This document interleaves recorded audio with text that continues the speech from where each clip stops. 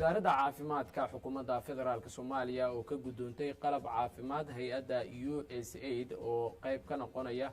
kobcinta tayada shaqo ee shaybaarka qaranka Soomaaliyeed. madaxweynaha maamul goboleedka Hirshabelle ayaa kormeer ku tagay xarumo lagu karantiilo dadka qaba coronavirus ee ku sugan magaalada Beledweyne.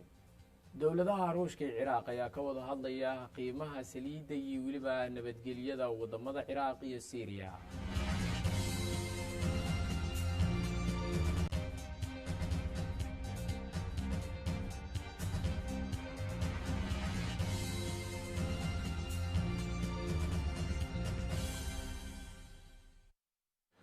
intii hore aad daawteen daawadayaal waa qodobadii warka habeenimo ee telefishinka qaranka Soomaaliyeed idiin hayay kuwiisa ugu door korona.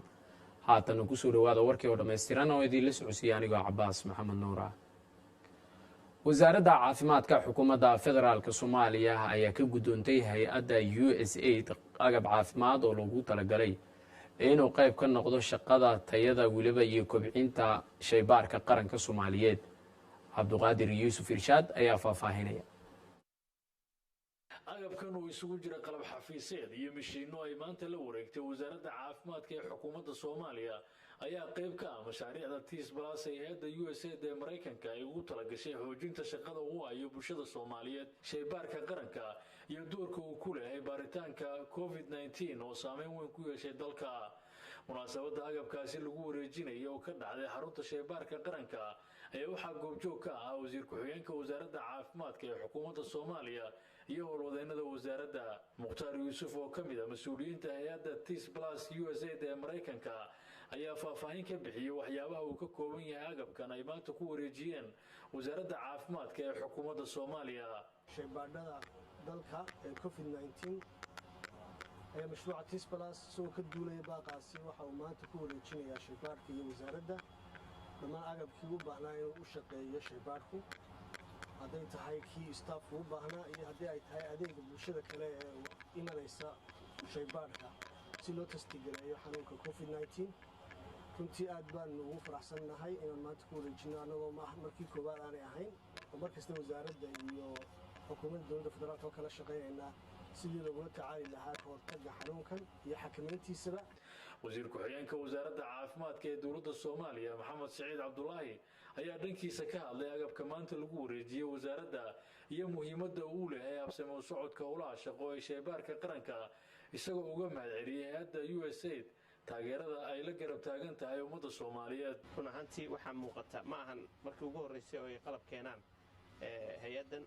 sariirihii aan waddankoo dhan u qaybinay run ahaantii qayb weyn bay ka qaateen ayagoo eegaya geographic ahaan iyo sida hadda uu noo sheegay sidoo kale in qaybin noocan oo kale ah laababka ummadda Soomaaliyeed aad iyo aad ayaa ay idinkaga mahad celinaysaa run ahaantii qof walboo garab istaaga isla mar ahaantaana gacan ka geysta la dagaalanka cudurka COVID-19. shaybaarkan sidaa la socotaan muddo badan ayaan qalabayn iyo lagu hayay si uu ula qayb weyn ugu qaato la dagaalanka cudurkan. waxaan rajaynaynaa qalabka maanta soo gaaray inuu baahi jirtay ay tahay aanan rajaynayna ilaahay hadduu yidhaahdo qayb weyn inuu ka qaato howl maalmeedka ilaahay hadduu yidhaahdo sidaad sheegteen waa kombiyuutarraa ku jira meelo qalab kale oo furnitures baa ku jira. run ahaantii waxaan u aragnaa in wax badan ay u tari doonto insha Allah taala shaybaarka iyo dadka ka shaqeeya. qaybo ka mid ah shaybaarada ku yaala gobolada dalka ayaa hay'adda TIS+ USAID ee Mareykanka ay sidan oo kale u gaarsiisay agab loogu talagalay ka hortagga COVID-19 oo dowladda Soomaaliya ay kula jirto dagaal adag. ma aha markii ugu horreysay hay'adda TIS+ ee USAID ee Mareykanka ay agab ku wareejiso wasaaradda caafimaadka iyo daryeelka bulshada ee dowladda Soomaaliya. Abduqaadir Yuusuf Irshaad, telefishinka qaranka Soomaaliya, Muqdisho. madaxweynaha maamul goboleedka Hirshabelle ayaa waxa uu kormeeray xarun dadka lagu karantiilay qaba cudurka COVID-19 oo ku taala magaalada Beledweyne sida uu ku soo waramayo wariyahayga Cabshakuur Cusmaan Cali. kormeerkan ayuu madaxweynaha dowlad goboleedka Hirshabelle uu guurgalayay xaaladaha ay ku shaqeeyaan xarunta ay gelinta caabuqa corona ee magaalada Beledweyne waxaana xarunta markii uu gaaray ku soo dhaweeyay saraakiisha caafimaadka ee xaruntani ka howlgasha iyo gudoomiyaha gobolka hiiraan doctor cabdiqaadir jabaax oo ka mid ah takhaatiirta ka howlgasha xaruntani ayaa sheegay in loo baahan yahay in la qalabeeyo sidoo kalena la keeno qalab lagu baaro caabuqa coronavirus si shacbiga ku nool magaalada beledweyne loogu badbaadiyo haddii cudurkani uu ka dilaaco beledweyne goobaha sida loo socotaan waa fiiyey adduunka oo dhan cilado jira awgood magaaladan beledweyne fatahaado iyo problemo jira awgood waxyaabo badan oo loo qabsoomana waa jiraan oo ah baraarujintii caafimaadka iyo xaruntii dadka la dhigaayay waxyaabo badan aan loo qabsoomayna waa jiraan oo sidii maxaa la yidhahdaa testigii la qaadayay iyo waxyaabo badan oo aan filayno oo ah oxygenadii iyo ventilationkii oo runtii saacadaha ugu horeeya na soo gaarayaan taasna waxaan aan kala macaratay ka wada hadlaynaa gudoomiyaha gobolka hiiraan cali jeyte cismaan ayaa sheegay in ay xaruntani dadaal dheer ku bixiyeen sidii loo furi lahaa haddana ay u baahan tahay in la qalabeeyo madaxweynaha dowlad goboleedka hirshabelle ayuuna ka codsaday in uu wakhti badan ku bixiyo sidii xaruntani loogu dhammaystiri lahaa qalabka ay u baahan tahay in muddaana waxaan ku taamaynay ama yani ujeedkeennu ahaa in aan helno xarun xanuunkan adduunka aafeeyey bal qofkii laga shikiyo meel lagu karantiilo ama la keeno oo dee lagu soo hagaajiyo meesha haddaan magaalada kormeerno meel walba aan tagna halkan ayaa ugu habboonaatay waxaan u mahad celinayaa dadkii ka shaqeeyey rag dhalinyaro ah oo dhakhaatiiri ku jirto oo ganacsato ku jirto ayaa ka shaqeeyey arrintan waan ka codsanay inay ka shaqeeyaan way ka shaqeeyeen runtii hooyal badan ay dayactireen maxaan ku meeshan baaba ay ahayd oo maaragtay koronto ma lahayn biyo ma lahayn waxaa may lahayn waana meel hadda ka soo fog magaaladii oo aan dhihi karno yani intii kale waa ka xayiran tahay ujeedka nuxurkuna waxa uu yahay de ilaahay baa wax badbaadi kara laakiin bal in laga yar xayiro qofkii xanuunkaas lagu toogo nuxurka ujeedku waa intaas in kasta oo hadda agabka caafimaadkoona soo gaaray uu nagu yaryahay runtii aada u yaryahay laakiin haddana waxa aada haysato waxaa la yidhi tabar baa la guudaa mase taako taaka inta leegaan doonta lama ogey waa in tabartaada aada dhaqaaqdo intaasi kadib ayaa madaxweynaha dowlad goboleedka hirshabelle waxuu kulan la qaatay saraakiisha ciidamada amisom ee ka howlgala gobolka hiiraan kulankaasi oo lagaga hadlay sugidda amniga iyo wada shaqayn buuxda inay yeeshaan maamulka iyo saraakiisha ciidamada amisom cabdishakuur ismaan cali sn t v beledweyne gudoomiyaha gobolka banaadir ahna duqa magaalada muqdisho ayaa ku baxay xalinta dagaal ka dhacay degmada daynile ee gobolka banaadir nuur siciid tahliil ayaa faahfaahinaya markay goobka nagu soo weerareen gobolka tarabiil la wataan annagana aan shacab nahay gudoomiyaha gobolka banaadir ahna duqa magaalada muqdisho mudane cumar maxamuud maxamed cumar filish ayaa ku baxay xalinta shaqaaqo dagaal oo xaafadda carigaduud ee degmada daynile ku dhex martay maamulka degmada daynile iyo ciidamo hubaysan oo maamulka degmada ku sheegeen in ay dhulboob sameynayeen duqa magaalada muqdisho oo ay weheliyaan gudoomiye ku-xigeenka maamulka iyo maaliyadda gobolka banaadir iyo gudoomiye ku-xigeenka howlaha guud ee maamulka gobolka banaadir ayaa kormeeray goobta uu saaki ka dhacay dagaalka isagoo sheegay in si deg deg ah loola xisaabtami doono cid kasta oo ku xadgudubta sharciga gudoomiyaha gobolka banaadir ayaa mid warbixino kala duwan uga dhageysanaya dadka deegaanka iyo maamulka degmada daynile isagoo ka dhageystay xaaladda rasmiga ee deegaanka iyo sida ay wax u dhaceen gudoomiyaha ayaa ugu baaqay dadka deegaanka in ay isdejiyaan islamarkaana ay ka qayb qaataan xasilinta degmada waxa uu dhan kale ugu baaqay in ay la shaqeeyaan maamulka degmada iyo ciidamada amniga si looga hortago cid kasta oo caqabad ku ah xasilinta deegaanka nuur siciid haliil warbaahinta qaranka soomaaliyeed magaalada muqdisho wasiirka caafimaadka maamul goboleedka hirshabelle ayaa booqday qaar ka mid a isbitaalada ku yaala magaalada jowhar iyo xarunta lagu karantiilo dadka qaba cudurka covid-19 cabdiraxmaan xuseen cumar wadani ayaa faahfaahinaya mas-uuliyiin ka tirsan wasaaradda caafimaadka ee dowlad goboleedka hirshabeelle uu hogaaminayay wasiirka wasaaradda caafimaadka mudane cabdi macalin wasiiru dowlaha wasaaradda doctor muxudiin mukhtaar cabdulle isuduwaha wasaaradda ee gobolka shabeellaha dhexe duqa magaalada jowhar iyo guddoomiyaha degmada ayaa maanta kormeer indhendheyna waxa ay ku tageen xarumaha caafimaadka ee degmada jowhar sida isbitaalka intersos ee degmada isbitaalka hooyada iyo dhallaanka ee degmada iyo xarunta karantiilka ee dadka uu soo rito cudurka covid-19 ee magaalada jowhar kormeerka kadib ayaa wasiirka xaaladaha caafimaad ee gobolka shabeellaha dhexe waxaa kaga warbixiyey isuduwaha wasaaradda caafimaadka ee gobolka shabeellaha dhexe marka waa qaybtii koowaad waa qaybtan oo isbitaalka gobolka dhexdeeda ka samaysan waxay shaqaynayeen muddo hadda 7 iyo xogaa ay shaqaynayeen way joogeen gudoomiyaha maamulka degmada jowhar cismaan maxamed mukhtaar baarey ayaa wasaaradda caafimaadka dowlad goboleedka hirshabeelle ku ammaanay howlaha wacyigelinta ee ka wado magaalada jowhar waxaan leeyahay aad u mahadsantihiin runaantii waxaan qiraa wasaaradda caafimaadka ee hirshabeelle in kaalin weyn oo mug leh ee wasaarad inta loogu baahnay ay qawateen aan qiraa hadduu la yiraahdo maxaa yeelay maanta inta aan soo wareegaynay 5 saac ilaa hadda wasiirka wasaaradda caafimaadka dowlad goboleedka hirshabeelle mudane cabdi macalin oo isna warbaahinta la hadlay dhankiisa ayaa waxa uu sheegay in 48 saac ay soo dhaafnay aysan jirin kiisas cusub oo laga diiwaangeliyay deegaanada dowlad goboleedka hirshabeelle 24 saac oo la soo dhaaftay ama 48 saac oo la soo dhaaftay xogaa ciid baa la galay kiisaskii aan qaadnay inta badan waxay noqdeen negative bay noqdeen waa alxamdulillah inuu hoos u dhaco waa waxa aan macnaha aan rajaynayno waa insha Allah intii kalena hadday noo diyaarsantahay waan qaadaynaa waan ku soconaynaa kuwii hore positive ka u noqdayna mar kale waa in test lagu sameeyo waa hadii alla idmo cabdiraxmaan xuseen cumar wadani warbaahinta qaranka Soomaaliyeed jowhar ciidanka xoogga dalka Soomaaliyeed ayaa howlgallo ka sameeyay degmooyin ka wada tirsan gobolka Hiiraan oo kala ah Buulo Burdi iyo Jalaalaqsi sida uu ku soo waramayo wariyahayaga Zakariya Cali Raagi howlgalkan oo ay sameeyeen ciidanka xoogga dalka ururka 41aad gamaadiid guutada 5aad qaybta 27aad ayaa waxa ay ka sameeyeen deegaano hoos yimaada degmada Buulo Burdi iyo Jalaalaqsi inta uu howlgalku u socday ciidanka waxa ay ku gaareen deegaanadan oo kala ah deegaanka Afcad Elbacad iyo Abuurey halkaas oo maleeshiyaadka argagixisada looga dilay 13 ka mid ah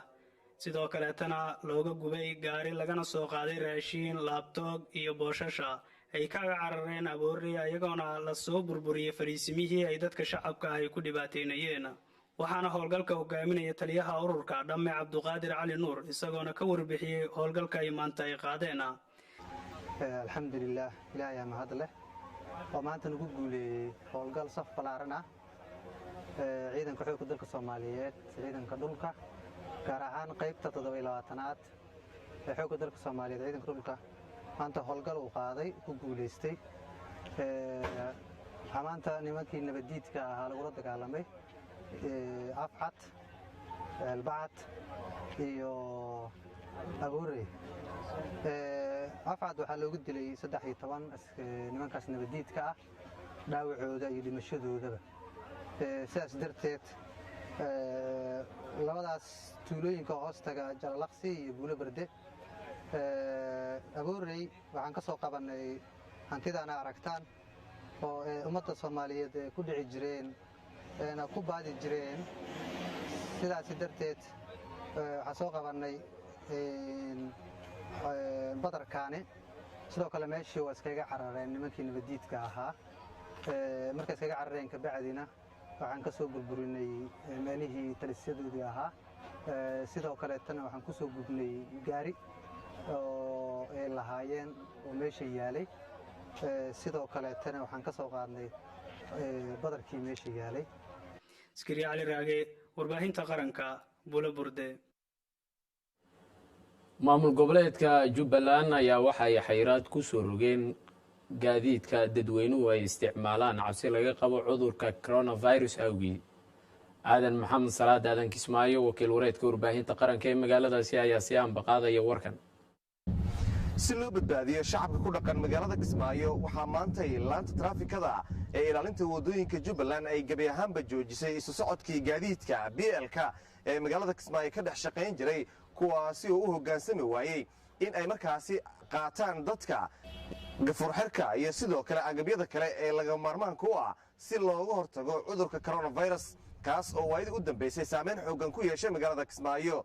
waa kuwan qaar badan oo ka mid ah gaadiidleyda ku dhaqan magaalada Kismaayo oo ka hadlaya maanta gaadiidkoodii oo gabi ahaanba maanta halkan lagu soo xareeyey waxaana ay sheegeen horta waxaa loo diiday aniga hore dadka shacabka waa badbaadinayna badbaadida oo dadka shacabka ah oo coronavirus cudurkii lagu socdo waa badbaadinayna laakiin sida lagu badbaadin karo waa in afka xirtaan oo anigana waa in afka xirnaa laakiin sidii toon ka badan waa inay gaariga korin oo afka ay dadka afka u xiran waa inay korin laakiin isma bixin karto sagaal qof isma bixin karto lacagtii 5 kun isma bixinayso waxaan ka caawinayaa coronavirus ilaahay noo keeno wuxuu ilaahay noo keeno cid qaadi karta ma jiro laakiin dadaalkeeda waajib ay nagu tahay oo mid koowaad mid labaad ku soo hartay taraafikada mar walba way u jeedaan biyaalka maanta shaqeeya biri ma shaqeynaa wanasanaya ninka darawalka iyo kirishboyga maanta waxay shaqeystaan biri ku nastaan haddii maanta kuwii shalay shaqo la'aanta ahaa maanta la xareeyo taraafikada ay xareeyaan biri maxay bilinayaan inkastoo gaadiidleyda ku dhaqan magaalada Kismaayo ee BLka ka shaqeeya aanay u hoggaansamin awaamirta ka soo baxday wasaaradda caafimaadka oo markaasi adeegsanaysa laanta nabadgelyada wadooyinka ee traafikada ee ku aadan ka hortagga cudurka coronavirus ayaa waxa arrintaasi aynu hordhignay taliyaha laanta traafikada ee nabadgelyada wadooyinka ee Jubbaland Colonel Bashir Xiis Khaliif darawaliinta waxaan u sheegaynay inay afka joogtaan dabalka fuulka afka joogto qofku qaadaya afka joogto iyadoo saa ay tahayna noogu yeedha nimankii baabuurta lahaa ilaa adigu darawal baa ka 7 maalmood markay amaamiirteeda diideen go'aan waxaan ku gaarnay inaanu ka xareyno maanta dhammaan BLada ka shaqeynaya degmada Kismaayo inaan soo xareyno u yeedhno nimankii owneriska ahaa baabuurta lahaa dabadeetana aan kala hadalno waxyaabaha ka jira magaalada iyo amaamiirta dowladda ee soo baxda waxaan maanta nabadgelyada wadooyinka waxaan fulin wixii dhibaato u keenaya gaadiida shacabka degan magaalada dib u keenaya mas-uul anaga gaadiidka BLka ee maanta laga joojiyey ama laga mamnuucay magaalada Kismaayo in ay dhexmaraan ama ay shacabka qaadaan ayaa waxay saameyn xooggan ku yeelatay dadka rayidka ee ku dhaqan magaalada Kismaayo waxaana ku muuqanaya wadooyinka oo gabi ahaanba aysan jirin wax BL ah oo maraya iyadoona dadka inta badan ay lugeynayaan wadooyinka hareeraheeda waxaana arrintan loo sababeynayaa si looga hortago cudurka halista badan ee coronavirus kaas oo dunida inteeda kale saameyn xooggan ku yeeshay aadan maxamed salaad raadiyaha telefishinka qaranka magaalada Kismaayo mas-uuliyiin ka tirsan dowladda Soomaaliya iyo weliba maamulka gobolka Shabeellada Hoose ayaa waxa ay dhagax dhigeen xaruntii uu ku shaqeyn lahaa maamulkaasi wakiil wareedka warbaahinta qaranka ee gobolka Shabeellada Hoose Maxamed Cali Cumar Jubba ayaa warkan halkaasi ka soo diray mas-uuliyiinta ayaa socdaalkooda waxa uu ku saabsanaa dhagax dhigga xarunta maamulka gobolka Shabeellaha Hoose ee degmada Marka iyo kurgalidda xaaladda guud ee Marka iyo deegaanada hoos yimaada qaybaha kala duwan ee bulshada ayaa ku soo dhaweeyay deegaanka Buufow oo hoos taga Marka Cadday wafdiga ayaa waxaa hogaaminayay wasiirka wasaaradda arrimaha gudaha dowladaha hoose iyo dib-u-heshiisiinta koonfur galbeed Soomaaliya iyadoo qayb ay ka ahaayeen gudoomiyaha gobolka Shabeellaha Hoose iyo senator Xuseen Cali Xaaji oo ka tirsan aqalka sare ee Soomaaliya mas-uuliyiinta ayaa wadajir u dhagax dhigay xarunta maamulka gobolka Shabeellaha Hoose oo dhowrkii bilood ee la soo dhaafay maamulka gobolka uu ku howlanaa sidii loo dhagax dhigi lahaa xarunta maamulka gobolka Shabeellaha Hoose ayaa waxaa si rasmi ah ugu shaqeyn doona gudoomiyaha gobolka Shabeellaha Hoose ku-xigeenadiisa iyo xubnaha kale ee maamulka si loo dardargeliyo howlaha horyaala maamulka gudoomiyaha degmada Marka Cabdullaahi Cali Waafow ayaa sheegay in Marka ay xarun u tahay gobolka Shabeellaha Hoose isla markaana muhiimad weyn ay u leedahay dhagax dhigan maanta waxaan taaganahay oo wasiirkii asnoo dhagax dhigayaa iyo gudoomiyihii gobolkaba xafiisaskii gobolka Shabeellaha Hoose uu ku shaqeyn lahaa ee degmada laga sameeyay laga dhisaayo xafiisaskii waan dhagax dhignay wasiirkii waan noo dhagax dhigay gudoomiyihii waan noo dhagax dhigay insha Allah taala waa xaruntii uu ku shaqeyn lahaa maamulka gobolka gudoomiyaha gobolka Shabeellaha Hoose mudan Ibraahim Aadan Cali Najax ayaa tilmaamay in waqti badan ay ka shaqeynayeen sidii loo hirgelin lahaa xarunta maamulka gobolka Shabeellaha Hoose mudan wasiir waxaan rabaa inaan kaaga mahadceliyo dhagax dhigga maanta noo dhagax dhigtay xaruntii maamulka gobolka Shabeellaha Hoose uu ku shaqeyn lahaa taasoo sida sharcigaana uu yahay aad arkaysid maanta inaan keennay degmadii marka ee ah caasimadda gobolka shabeellaha hoose mashruucan waxaan ka soo shaqaynaynay 8 bilood 8 bilood oo hadda lasoo dhaafay waxaan ka shaqaynaynay sidii xarunta gobolka looga dhisi lahaa caasimaddii gobolka shabeellaha hoose ee degmada marka mashruucan oo 8 bilood marba marxalad cusub noo dhiibayay marba xaalad cusub aan ku jirnay maanta ilaahay fadligiisa wasiirka arrimaha gudaha oo kaalin weyn runtii ka qaatay iyo madaxweynaha dowlad goboleedka koonfur galbeed oo runtii juhdi badan geliyey in xaruntii gobolka laga dhiso caasimadda gobolka shabeellaha hoose si loogu soo dhoweeyo dowladda qaybaheeda kala duwan si madaxda imaanaysa loogu soo dhoweeyo wasiirka wasaaradda arrimaha gudaha dowladaha hoose iyo dib-u-heshiisiinta koonfur galbeed soomaaliya iyo senator xuseen cali xaaji oo ka tirsan aqalka sare ee baarlamaanka soomaaliya ayaa guddoomiyaha gobolka shabeellaha hoose ku ammaanay shaqooyinka la xiriira arrimaha horumarinta ee uu ka wado gobolka shabeellaha hoose xaqiiqdii waxaad u jeediin meesha aan taaganahay waxaan maanta dhagax dhignay waa xaruntii gobolka shabeellada hoose micnaheeda ay tahay in maanta gobolkii inuu markii xaruntan ay dhammaystirmanto ay tahay inuu halkan ka shaqeeyo ofiisyadii laga shaqeeyo oo maamulkii dadka dee gobolkan shabeellada hoose adeegyadii loo qaban lahaa oo gobolka ah in halkan laga qabto taasna waxay guul u tahay koonfur galbeed waxay kaloo guul u tahay shabeellada hoose si gaarana oo marko caasimadii ah xaqiiqdii wanaag badan bay u keeni doontaa insha allah waxaan sidoo kale mataqaanaa ku dhiirigelinaynaa guddoomiyaha gobolka oo xaqiiqdii shaqo badan iyo wanaag badan soo geliyey iyo juhdi badan in la soo gaarsiiyo maanta heerkan la soo gaaro xarunta maamul gobolka uu ku shaqayn lahaa wuxuu u dhagax dhigay degmada marka waxaan rabaa wasiirkiina aad ugu mahad celiyo guddoomiyaha gobolkana arrintaas aad ugu soo shaqeeyay asagana inaan u mahad celiyo guddoomiyaha degmada oo suurta geliyey xarunta in la dhagax dhigay maanta asagana inaan u mahad celiyaa rabaa maxamed cali cumar jubba warbaahinta qaranka magaalada marka caddeey shabeellaha hoose guddoomiyaha gobolka baay ayaa kormeer ku sameeyey qaar ka mid ah waddooyinka ugu waaweyn ee magaaladaasi baydhabo sida uu ku soo warramayo waryahayaga siraaji sheekh isxaaq kormeerkan maanta guddoomiyaha maamulka gobolka baay mudane cali wardheere cabdiraxmaan dooye uu ku tagay qaar ka mid a waddooyinka magaalada baydhabo ee dhismaha uu ka socdo ayaa waxa uu ahaa mid ugu kurgalayay qaabka ay u socdaan dhismayaasha waddooyinka iyo burburinta guryada sharci darrada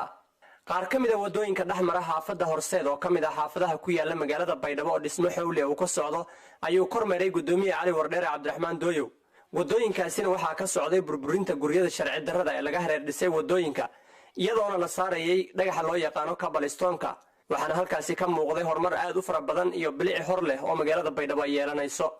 dhismayaasha waddooyinka ayaa maamulka gobolka baay waxaa gacan ka siinaya qaar ka mid ah hay-adaha ka howlgala magaalada baydhabo ee xarunta kumeelgaarka maamulka koonfur galbeed waxaana waddooyin aad u fara badan oo shacabka iyo gaadiidka dadweynaha maristooda ay dhibaato ku ahayd xilligan ay noqdeen kuwo aad u qurux badan islamarkaasina ay isticmaalayaan gaadiidka iyo dadweynaha guddoomiye cali wardheere cabdiraxmaan dooyow oo soo kormeeray qaar ka mid a waddooyinka dhismaha uu ka socdo ayaa la hadlay warbaahinta qaranka soomaaliyeed waxaana uu sheegay inay sii socon doonaan howlaha lagu burburinayo guryada sharci darrada islamarkaasina lagu dayactirayo waddooyinka magaalada baydhabo jididkii kumid ahay baydhabo oo mashaariicdii jidite kabalistonka oo degmada iyo gobolkii maamulka iyo maamul koonfur galbeed ilaa madaxweynaha la ku bilaw mashruucaasi hirgeliyeen inay oo beledka horumarshii ku eeyin jididkaas oo koran qaadeen dhaqaalaha xaafadoole kusuubay iyo guryaagii oo jiditadiiska yaaleen qiimijo koran qaadeen dhini walba bulshadu ku caawiyeen jididkaas dhismadiyo oo horumarineed dhiniga caafimaadka dhiniga nadaafadda dhiniga dhaqaala korsiimada jidkun madii la biyaa intii lambiyin guryaha inta ka yaalan yani qiimaha iyo roogeenka boqolkiiba 500 guura koran kati gurigii tumugu roogi konton wala gadahay fi konton roogi boqol la gadahay marka maysan siin tusaalayaasay inay oonay toy qiimaha dhaqaalaha dalka iyo dhaqaalaha dadka guryaha kale koran qaadeen marka kumida jididkaasu may rajeynayaan oo qiimo badan oo lamid ah soo bii doona beledka in iska jiraan jididka weyn iyo jididteedu oonay toy secondary road iska aanay toy kabalistonka la kuwalo hadii ilaahay diidna shaqadan sii dareeras qiimo kumid ah may leeyahay oo hata dareeran jiraan yoona la ka daro doona marka may ma naqaan dadweynaha ka nool xaafado jidkii ku bii oo runtii galan ku jeysida inay jidka la binaay guryaalka jidkaha ka jari lanaga kasi kortan guri la dumiyo dhib badanyi lanshay may waa guriga jidkaha galay nag iidan dhib badan tasaas etal kala qaba laakiin dadweynaha xaafada degan oo jidadka maran may waa iida galan ninseen iidana may leeyahay ninka aawiyan in jidadka libinaay oo jidmiin oo la mar kor nagada marka yoon aan ma naga inta kay buqaadati iyo maamul gobol degmaba iyo amniga dhammaan inta galan ku jeesatay aan ma naga sidaa sheeysa warbaahinta qaranka Soomaaliya baydhabo sare u kac xoogan ayaa laga dareemayaa qiimaha la kala siisto kalluunka suuqyada magaalada Muqdisho kadib dabaylo xoogan oo ka jira xeebaha Soomaaliya Mukhtaar Cabdicaziz timacade ayaa faahfaahinaya warkan suuqa weyn ee kawaanka malayga xamar weyne ee gobolkani Banaadir waxaa xilligan soo buux dhaafiya ganacsatada iyagoo wax iibiya iyo kuwa gatayntaba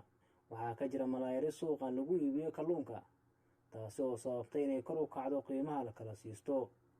waxaa sidoo kale suuqan ka jira taxadarka xanuunka coronavirus kaasoo dhibaato ba'an ku haya caalamka iyadoona bulshadu ay qaateen tilmaamaha ay siinayaan dhaqaatiirta Soomaaliyeed iyo sidoo kale wasaaradda caafimaadka ee xukuumadda federaalka Soomaaliya dabaylo waaweyn ayaa ka kacaya xeebaha Soomaaliya oo ka soo jalaabtaan kalluumaysatadu taasoo mararka qaar keenta inay nafsadooda ku waayaan qaar badan oo ka mid ah kuwa ka xamaasha xeebaha dadka ka ganacsada kalluunka qaarkood ayaa tilmaamay in wax badan ay iska bedeleen qiimihii lagu kala siisan jiray kalluunka ka hor intaysan kicin dabaylaha waaweyn ee ka kacay badda kiilada jeeg $5 aan gadoona malaygan khashaarka halka xabo waxaan gadoona $2 iyo bar alxamdulillah maanta dadka kana cunooyin indho u roon yahay ayis indho u roon yahay dadku waxaan dhihi lahay maadaama jaadarka yuumbiga laga baxay dana khashaarkana la cuna alxamdulillah maanta kiiladii xaska $1 bar la gadi jiray maanta $3 ayuu ka dhiilowa waxaana keenan dabeelo ilaahay muqaadirtiisa waa marka waxaa ka ganacsanaa malaayaa ka ganacsanaa malaayga marka waa xilligii xagayga la gaaray xilligii xagayga marka waa wax soo saarka waa yar yahay malaayga aad oo macnaha u yaraadaa xilligii marka oo dabeesha ay bilaabato waxaa waaye waa caado lagu yaqaano waa ku ijir macnaha xilligii kulaaladana waa soo bataa macnaha halkan waa xarunta xamar weyne ee xeebta ah ee doomanku isugu yimaadaan xilliyada ay ka yimaadaan soo jalaabashada badaha Soomaaliya waxaa lagu jira sida qaarkood ay noo sheegeen xilliyada dabayluhu ay kacsan yihiin oo dadku aysan ku dhiira karin inay galaan badda waxay sheegeen in muddo ahba ay doomanku ay baakinaan doonaan taasina ay keeni doonto in dhibaatooyin kala duwan kalluunka uu sii dhaqaaqo oo kale oo xeebaha ka sii fogaado ay keeni doonto qaar ka mid ah kalluumaysatada iyagoo ka soo jalaabta xeebaha Soomaaliya oo la hadlay warbaahinta qaranka ayaa inoo sheegay inay dhigeen doomihii ay ku shaqo tegi jireen intay joogsanayso dabaylaha badda si aysan nafsadooda waxyeelo u soo gaarin sidaad ujeedaan baddaan axwaasheeda hadda isbeddel ayaa ku yimid xilli ayay leedahay shaqooyinka xilli ay kala leeyihiin bishii waxaan galaynaa haddii ilaahay ku raaca oo laxaad bisha 9 ilaa 10 kama sokayso in malaayga uu bilaabanayo xooggiisa waxaa bilaabanaa badxirmadii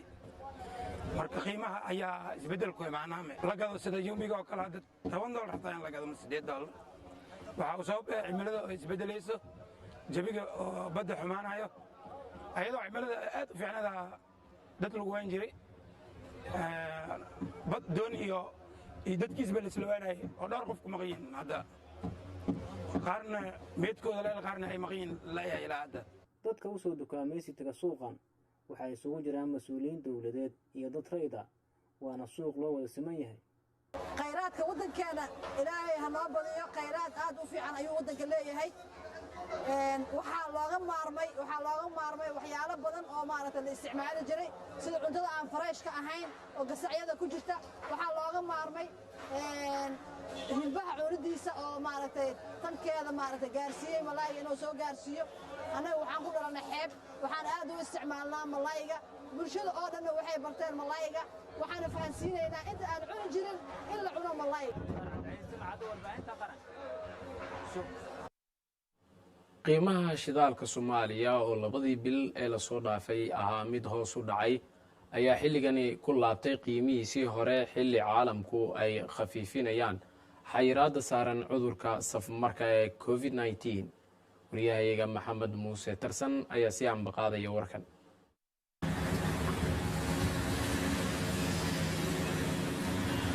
badeeco qaali ahayd oo qiimo dhacday ayay khasaaro lixaadle ka dhaxleen ganacsatada shidaalka ee Soomaaliya, taasi oo ay kala sirnaayeen hanti-gaarlayaasha shidaalka soo dhoofsada oo xayiraadaha coronavirus ay saameeyeen. wadamada qaar birmiilka shidaalka ayaa bishii maarso gaaray wax ka yar $2, balse Soomaaliya heerkaas islama gaarin oo qiimaha ayaa hoos u dhacay 50%. soo kabasho tartiib ayuu samaynayaa suuqa shidaalka Soomaaliya, walow uu aad uga hooseeyo halkii uu markii hore ka soo dhacay. haddana ganacsatada ayaa rajeynaya inay faa'iidi doonaan hadda kadib. laakiin anaga markii shidaalka hore aan haysanay wuxuu noogu yimid qiimo aad u sarreeya oo shidaalka qiimaha ku iibsanay qaali buu ahaa. marka shidaalkii aad 0.7 ka iibinaysay markaad iibinaysay half of it ama 0.5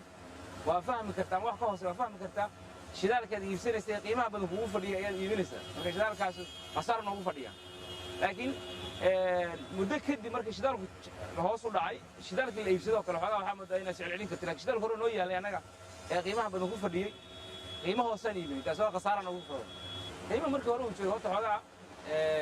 shidaalku markuu hoos u dhacay heer wuxuu gaadhay adduunka free lagu bixiyo ama lacag lagu daro. anaga Soomaali haysan ma noqon laakiin aad buu hoos u dhacay. fursad weyn ayay gaadiidleyda u ahayd in qiimaha shidaalku hoos u dhaco, waxayse markan welwel ka qabaan soo kabashada shidaalka oo ay fahamsan yihiin inuu noqon karo mid ku noqda halkii hore ama meel ka sarraysa. hadda shidaalka waxaad u malaysaa meeshkiisa hore inuu ku laabanayo sababtoo marka bayaandhaweyd waxaa laga gadayay 5 litir $2. hadda laakiin 5 litir waxaan dhammeynaa $2 lagaa siinayaa. hadda aniga waxaan rabnaa inaan sidii hore anu ah 5 litir $2 oo kale markaan aan faa'iidan ku qabno. faa'iidan ku qabno waxay tahay 5 litir markaad ku shubatid hadhowtii galabtii oo kale 5 litir ku shunay biyo ku shaqo tagaysid. hadda laakiin 5 litir wax dhimo markaa ku shubato 5 litir wax dhimo markaa ku shubato ma ahan inaad hadhowtii wax ku shubaysaa intii oo kale aad ku shubaysaa lacagta intii oo kale ka qaadanaysaa. marka khasaaraan ku qabnaa. wallahi aad weyn oo faa'iido noogu yahay. marka hore adiga $4 maalinta laga yaabo inaad ku shubato, laakiin hadda bariyahan raqiis waayo waxaan ku shubanaya 2 bar adiga 3 ninba si uu isticmaalaa. culayska khasaaraha hoos u dhaca qiimaha shidaalku keliya ma saameyn shirkadaha waaweyn ee soo dhoofsada tamarta matoorada lagu dhaqaajiyo, waxaase xaaladdu ku murugtay ganacsatada yaryar oo lacago badan ku soo qaata shidaalka.